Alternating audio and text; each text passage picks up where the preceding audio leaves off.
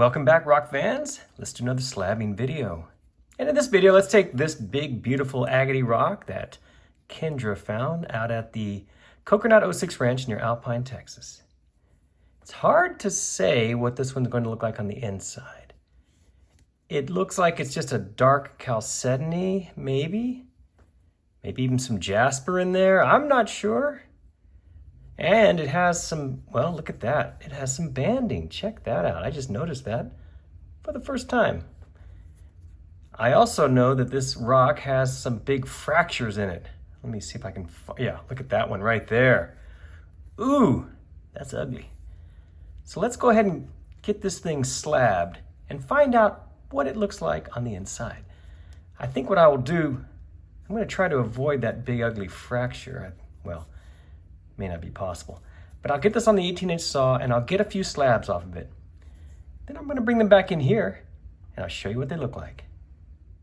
As you can see, the slabbing's all finished, and as you can also see, it was a disaster. Yep, we have another one of these West Texas agate rocks that was completely fractured up, and ooh, you see what happened. Now, the interesting thing is, these smaller pieces, well, maybe not this one, can be turned into really nice cabs. I'm convinced of that because, well, maybe not that one. I saw some that I'm sure would make nice cabochons.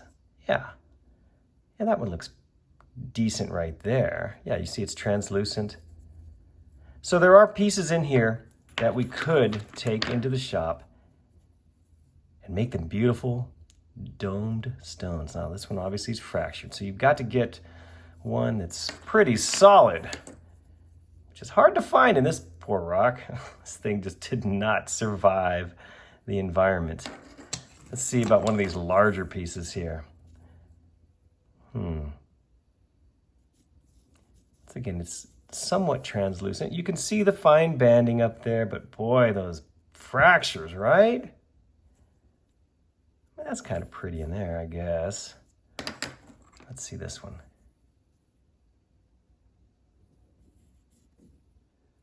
Yeah, you know, the banding's up there, it's okay.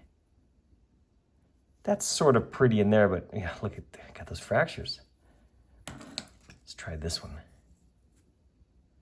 Ooh, that's really pretty right there. It's sort of a light purple color. There's that big fracture right there. It looks like it's healed for the most part, maybe not in there. Oh, I do like that. Look at that, right in there. Very fine detail right in there. A little dendritic effect. So there are some little pockets of good stuff on this rock. And the overall color's nice. I see purple in it. Who doesn't like a purple rock? Look at this one. Wow, I could just, yeah, I mean, look at that. What a joke. Okay. How about this one? There's that purpley color.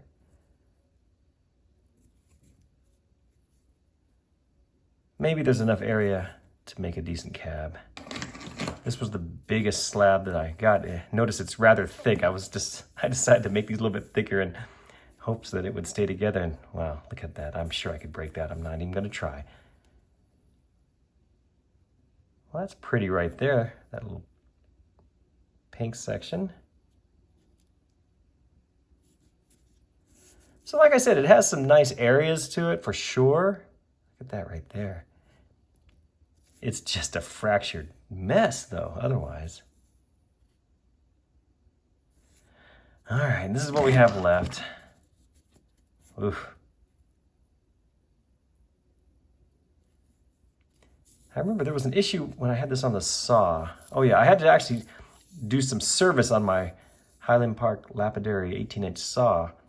I was getting this rock was sticking. It wasn't advancing into the blade.